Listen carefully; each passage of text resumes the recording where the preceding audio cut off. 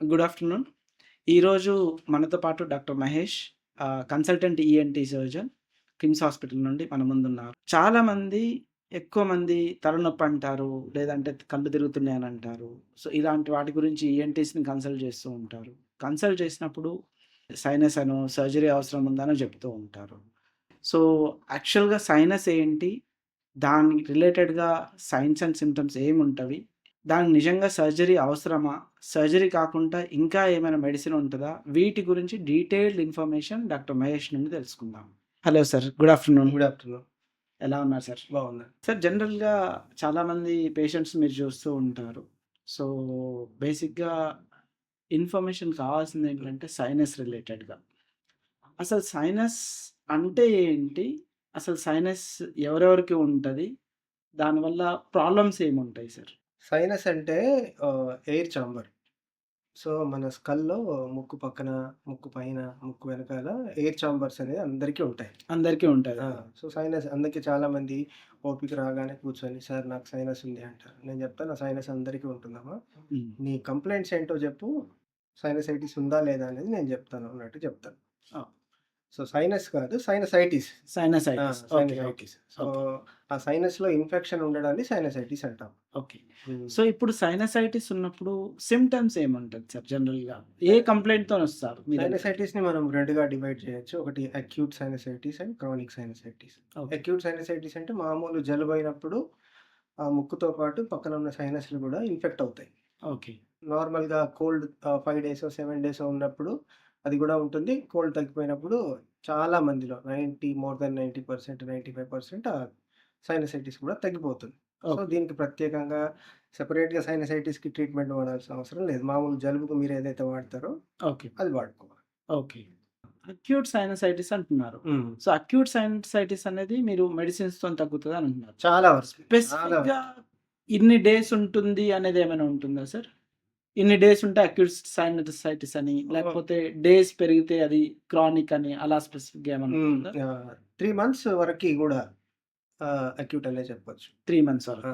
So, chronic సైనసైటిస్‌కి symptoms ఏముంటది sir? So, chronic sinusitis అయినా, అక్యూట్ సైనసైటిస్ అయినా సింప్టమ్స్ మాత్రం ఆల్‌మోస్ట్ సేమే. Same. Nose blockage, yellowish green discharge from nose. Okay. తర్వాత ఫౌల్ స్మెల్లింగ్ ఇన్ నోస్. హుహు. ఫేషియల్ పెయిన్ అంటాం. So, okay. ఇవన్నీ పెయిన్ రావడం. హోర్స్ నేసల్ డ్రిప్ అంటే ముక్కులోంచి గొంతులోకి ఫ్లమ్ ఎళ్తుంది. మళ్ళీ అది గొంతులో నుంచి బయటకొస్తుంది. ఓకే. హోర్స్ నేసల్ డ్రిప్ ఇవన్నీ గూడా సైనసైటిస్ క్లాసికల్ ఫీచర్స్. ఓకే. ఇవి మీరు చెప్పిన సింప్టమ్స్ ఏదైతే ఉన్నాయో, అలర్జీతో గూడా ఉండే ఛాన్సెస్ ఉంటుందా? అలర్జీతో సింప్టమ్స్ కొంచెం డిఫరెంట్‌గా ఉంటాయి. టిపికల్‌గా పేషెంటే క్లియర్‌గా హిస్టరీ ఇస్తారు. నేను మార్నింగ్ బెడ్ నుంచి లేవడమే తుమ్ముతూ లేవగానే తుమ్ములొస్తున్నాయి. ఒక 10 తుమ్ములొస్తున్నాయి. తర్వాత కంటిన్యూయస్ వాటర్ కారుతూ ఉంది ముక్కు నుండి. సో, ఎప్పుడైనా నేనేదైనా దేనికైనా ఎక్స్‌పోజ్ అయినప్పుడు హౌస్ డస్ట్‌కి గానీ, లేపోతే వంటిట్లో ఏదైనా చేస్తున్నప్పుడు ఎక్స్‌పోజ్ అయినా, లేపోతే ఏదైనా ఘాటు స్మెల్‌కి ఎక్స్‌పోజ్ అయినా వెంటనే తుమ్ములొస్తున్నాయి. కళ్ళన్నీ రెడ్‌గా అవుతున్నాయి. ముక్కులోంచి, కళ్ళలోంచి వాటర్ గారుతున్నాయి. ఇది typical allergy allergy history. Condition. Allergy okay. History. సైనసైటిస్‌కి మరి కాజెస్ ఏముంటుంది సార్? ఎందుకు ఉంటుంది? కొన్ని అనాటమికల్ రీజన్స్ కొన్ని చెప్తాం. ఎందుకంటే ముక్కులో నాసల్ సెప్టమ్ అంటాం. So, okay. అది అది ఒకవైపు బాగా బెండ్ అయ్యి ఉంటుందనుకోండి. డీవియేట్ అయిపోయి. అటువైపు వెంటిలేషన్ ఉండదు. So, okay. ఎప్పుడైతే అటువైపు వెంటిలేషన్ ఉండదో, అటువైపు ఉన్న సైనస్‌లు ఇన్ఫెక్ట్ అయ్యే ఛాన్స్ ఎక్కువ. ఎందుకంటే ఓకే. ప్రాపర్ వెంటిలేషన్ లేదు కాబట్టి. సో, ఒక్కోసారి ముక్కులో టర్బినేట్స్ అని ఉంటాయి. అవి హ్మ్. బాగా ఎక్కువగా వాచిపోయి, అగైన్ వెంటిలేషన్ తగ్గిపోవడం వల్ల సైనస్ ఎఫెక్ట్ అవుతూ ఉంటుంది. అలర్జీ గూడా. అలర్జీ మరీ ఎక్కువయ్యి ముక్కులో పాలిప్స్ లాంటివి ఫార్మ్ అయినప్పుడు, ఈ పాలిప్స్ కూడా ఆహ్, సైనస్ వెంటిలేషన్‌ని తగ్గిస్తాయి. సో, అలాంటి సందర్భాల్లో మళ్ళీ సైనసైటిస్ ఫార్మ్ అయ్యే అవకాశం ఉంటుంది. సో, ఇప్పుడు మీరు అక్యూట్ అన్నారు, క్రానిక్ అన్నారు. సో, ఇప్పుడు సైనస్ అనేది స్టార్ట్ అయినప్పుడు జనరల్‌గా అక్యూట్ నుండి స్టార్ట్ అవుతది. అవును. అవును. సో, అక్యూట్ నుండి స్టార్ట్ అయినప్పుడు వీటికి మెడిసిన్ దాకా డాక్టర్ దగ్గరికి రాకుండా హోమ్ రెమెడీస్ ఏమైనా ఉంటాయా? హోమ్ రెమెడీస్ అంటే ఎప్పుడైతే నోస్ బ్లాక్ అయింది, వాటరీ డిశ్చార్జ్ ఒస్తుంది అంటే అది వైరల్. వైరల్. సో, వైరల్‌కి సింప్టమాటిక్ ట్రీట్మెంటే చెప్తాం. ఓకే. ఫీవర్ ఉంటే పారాసిటమాల్ తీసుకోండి. ఆహ్, రన్నింగ్ నోస్ ఉంటే యాంటీహిస్టమిన్ తీసుకోండి. నోస్ బ్లాక్ ఉంటే డ్రాప్స్ తీసుకోండి అని చెప్తాం. But once yellowish green discharge వస్తుంది అంటే that is indicates bacterial infection. So, okay. అలాంటి సందర్భంలో డాక్టర్‌ని కలిసి ప్రాపర్ యాంటీబయాటిక్ వాడడం చాలా యూజ్‌ఫుల్. ఇప్పుడు కొంతమంది స్టీమ్ తీసుకుంటే యూజ్ ఉంటుందా? లేకపోతే వేడి ఫుడ్ తీసుకుంటే స్టీమ్‌తో యూజ్ ఉంటదండి. స్టీమ్‌తో అడ్వాంటేజ్ ఏందంటే సెక్రీషన్స్ అన్నీ పల్చగా అయ్యి ఈజీగా ట్రైన్ అవుతాయి. ట్రైన్ అవుతుంది. హ్మ్. ఓకే. దానివల్ల బెటర్ అయ్యే ఛాన్స్ ఉంది. బెటర్ ఉంటుంది. బెటర్ ఉంటుంది. ఫుడ్ రిలేటెడ్‌గా ఏమైనా అవాయిడ్ చేయొచ్చా ఆ ఫుడ్ టైంలో? రిలేటెడ్ అందరిలో ఉండదు. కొంతమందికి స్పెసిఫిక్ ఫుడ్ అలర్జీస్ ఉంటాయి. So, okay. మీరు నాకు చెప్తారు వాళ్ళు. నాకు మిల్క్ అలర్జీ ఉందండి. నాకు పీనట్ అలర్జీ ఉంది. వీట్ ఫ్లోర్ అలర్జీ ఉంది. అవన్నీ వే ప్రోటీన్ అలర్జీ ఉంది. అవన్నీ చెప్తారు. సో, అలాంటి సందర్భాల్లో స్పెసిఫిక్‌గా వాళ్ళకి ఆల్రెడీ తెలిసి ఉంటుంది కాబట్టి వాళ్ళు డెఫినిట్‌గా అవాయిడ్ చేస్తూ ఉంటారు. సో, వన్స్ ఇప్పుడు మీ దగ్గరకొచ్చిన తర్వాత ఇవి కంప్లెయింట్స్ అని చెప్పిన తర్వాత మీరెలా డయాగ్నోస్ చేస్తారు సార్? ఇది యాహ్! Sinusitis yeah! అక్యూటా, క్రానికా అనేది ఎలా డయాగ్నోస్ చేస్తారు? How proper do you history. Diagnose? First అయితే ప్రాపర్ హిస్టరీ. ఎన్ని డేస్ నుంచి ఉన్నాయి? ఏ సింప్టమ్ ఉంది? అని చూసిన తర్వాత మేము ఎగ్జామిన్ చేస్తాం nose. Okay. So, okay. Pus కనిపిస్తుందా? లేకపోతే ఓన్లీ మ్యూకాయిడ్ డిశ్చార్జ్ ఉందా? సో, దాన్ని బట్టి if it is only 3 days, 5 days, 7 days or 15 days. So, proper antibiotic ఇచ్చి నోస్ డ్రాప్స్ ప్రాపర్ యాంటీబయాటిక్ ఇచ్చి వాడమని చెప్తాం. ఒక 7 డేసో లేకపోతే 10 డేసో వాడిన తర్వాత మళ్ళీ రివ్యూ చేయమని చెప్తాం. సో, మీరు లేదంటే ఈ హిస్టరీతోనే తెలుస్తుందా? లేదంటే డయాగ్నోస్టిక్ ఏమైనా సీటీ స్కాన్‌లు లేదనంటే ఎంఆర్ఐ స్కాన్, ఎక్స్‌రేస్ ఏమైనా అవసరమా? అక్యూట్ కండిషన్‌లో అంటే డైరెక్ట్ ఫస్ట్ విజిట్‌లో సీటీ స్కాన్ అయితే జనరల్‌గా అడ్వైస్ చేయము. చేయకూడదు గూడా. ఓకే. అంటే మామూలుగా జలుబున్నప్పుడు ఎళ్లి సీటీ స్కాన్ తీస్తే ఎవరికైనా సరే అన్ మొత్తం సైనసైటిస్ ఉన్నట్టుగానే చూపిస్తది. సైనస్‌లో అంతా నిండిపోయినట్టుగానే చూపిస్తుంది. సో, నువ్వు ట్రీట్ చేసి ప్రాపర్‌గా యాంటీబయాటిక్స్, నోస్ డ్రాప్స్ అవన్నీ ఇచ్చి ఒక 7 డేసో లేకపోతే 2 వీక్సో వాడమని చెప్పి వాడిన తర్వాత నార్మల్‌గా ఉన్నప్పుడు తీయాలి సీటీ స్కాన్. సో, నార్మల్‌గా ఉన్నప్పుడే సీటీ అవును. తీయాలి. అవును. సో, ఇన్ఫెక్ట్ అయినప్పుడు తీయొద్దు. ఇన్ఫెక్ట్ ఉన్న అక్యూట్ కండిషన్స్‌లో తీయాలి. అక్యూట్ కండిషన్‌లో తీయొద్దు. కొన్ని ఎక్సెప్షన్స్ ఉంటాయి ఏ కండిషన్‌కైనా. సో, అక్యూట్ సైనసైటిస్ కూడా కొన్ని ఎక్సెప్షన్స్ ఉంటాయి. లైక్ ఇమ్యూనో కాంప్రమైజ్డ్ పేషెంట్స్ అంటాం. అంటే డయాబెటిస్ బాగా ఎక్కువుండి కంట్రోల్‌లో లేని వాళ్ళు, హ్మ్. ఆటో ఇమ్యూన్ డిసీజెస్ ఉన్నవాళ్ళు, లేదా అవయవ మార్పిడి ఆర్గాన్ ట్రాన్స్‌ప్లాంట్ ట్రాన్స్‌ప్లాంట్. వాళ్ళకి మాత్రం సో, సైనసైటిస్ లక్షణాలు ఏమాత్రం కొన్ని రోజుల నుంచి ఉన్నా గూడా వెంటనే డాక్టర్‌ని కలవమని జెప్తాం. ఎందుకంటే వాళ్ళు డిలే జేయడానికి ఉండదు. వాళ్ళ ఇమ్యూనిటీ లెవెల్స్ తక్కువుంటాయి ఆల్రెడీ కాబట్టి స్ప్రెడ్ ఇన్ఫెక్షన్స్ ఐ నుండి బ్రెయిన్‌కి అట్లా స్ప్రెడ్ అయ్యే అవకాశం ఉంటుంది. ఓకే. సో, మీరెప్పుడు సర్జరీ గురించి ఆలోచిస్తారు? సైనస్ ఆర్ సైనసైటిస్ సో, రిలేటెడ్‌గా? నేను యాంటీబయాటిక్స్ ఇచ్చాను. 2 వీక్స్ ఇచ్చాను. 3 వీక్స్ ఇచ్చాను. సింప్టమ్స్ సేమ్ అలాగే ఉంటున్నాయి. సో, నేను ఎండోస్కోపీ చేసినప్పుడు యెల్లోయిష్ థిక్ డిశ్చార్జ్ ఉంది. అసలు యాంటీబయాటిక్‌కి రెస్పాండే అవ్వట్లేదు. సింప్టమ్స్ కన్సిస్టెంట్‌గా ఉంటున్నాయి అన్నప్పుడు డెఫినిట్‌గా అప్పుడు సీటీ అడ్వైస్ చేసి ఇట్స్ ఎ సర్జికల్ కేస్ అని చెప్తాం. ఓకే. అప్పుడు సర్జరీ గురించి ఆ! ఆలోచిస్తారు. సో, యూజువల్‌గా సర్జరీ గురించి ప్రాసెస్ గురించి ఏమైనా బ్రీఫ్‌గా చెప్తారా? లైక్ ఎన్ని రోజులు అడ్మిట్ అవ్వాలి ఇక్కడ పేషెంట్ హాస్పిటల్‌లో? ఎన్ని రోజులు సైనసైటిస్ కోసం చేసే సర్జరీని ఫంక్షనల్ ఎండోస్కోపిక్ సైనస్ సర్జరీ అంటారు.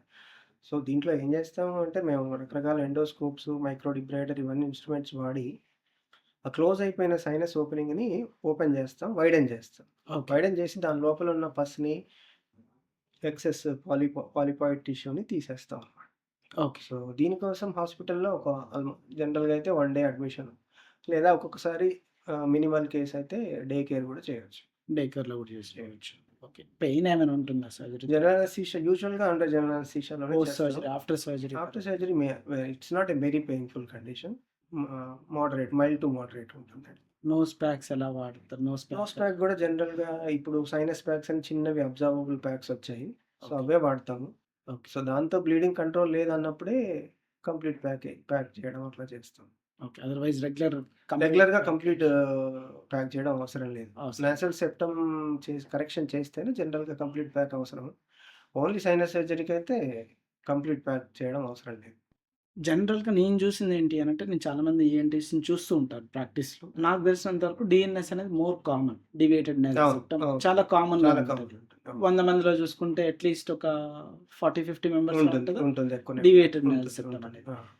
కొంతమంది ఈఎన్‌టీస్ వెళ్ళిన వెంటనే సర్జరీ చేయాలి, డీవిఎన్ఎస్ ఉంది అని అంటారు. హ్మ్. హ్మ్. యూజువల్‌గా ఎంత వరకు అది యూజ్‌ఫుల్‌గా ఉంటదంటారా?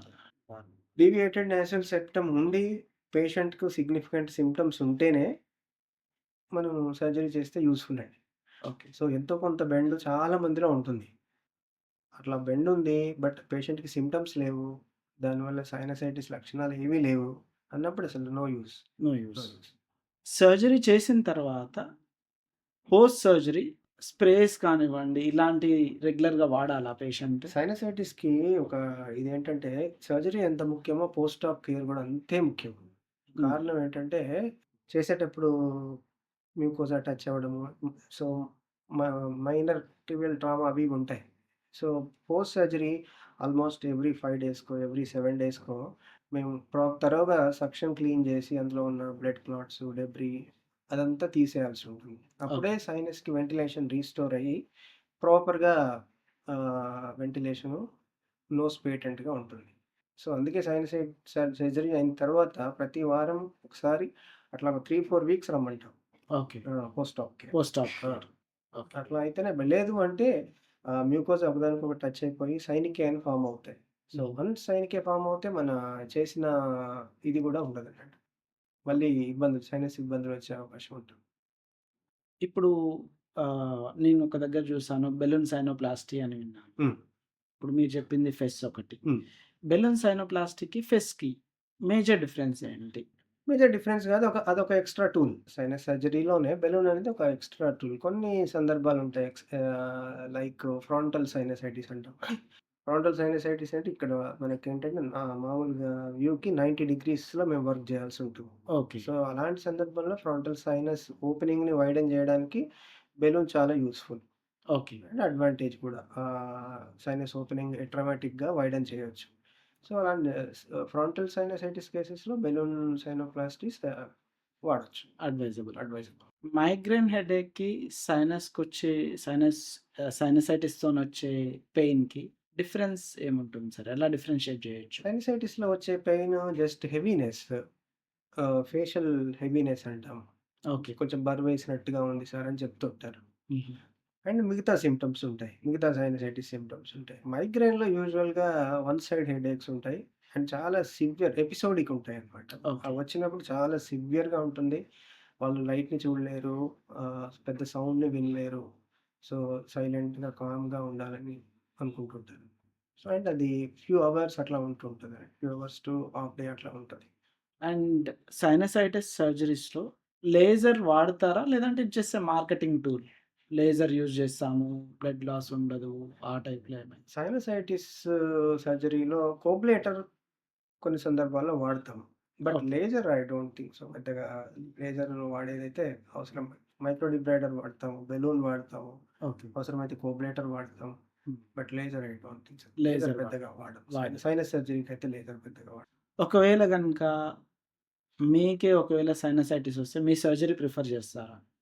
తప్పకుండా. అంటే ఇప్పుడు నేననేది ప్రాపర్‌గా యాంటీబయాటిక్స్ వాడి, అన్నీ డీకంజెస్టెంట్ డ్రాప్స్ వాడి, నాసల్ డౌచింగ్ జేసి, అన్ని ప్రయత్నాలు జేసిన తర్వాత గూడా తగ్గకపోతే ఎవరమైనా సరే ఎళ్ళాల్సిందే. సర్జరీకెళ్ళాల్సిందే.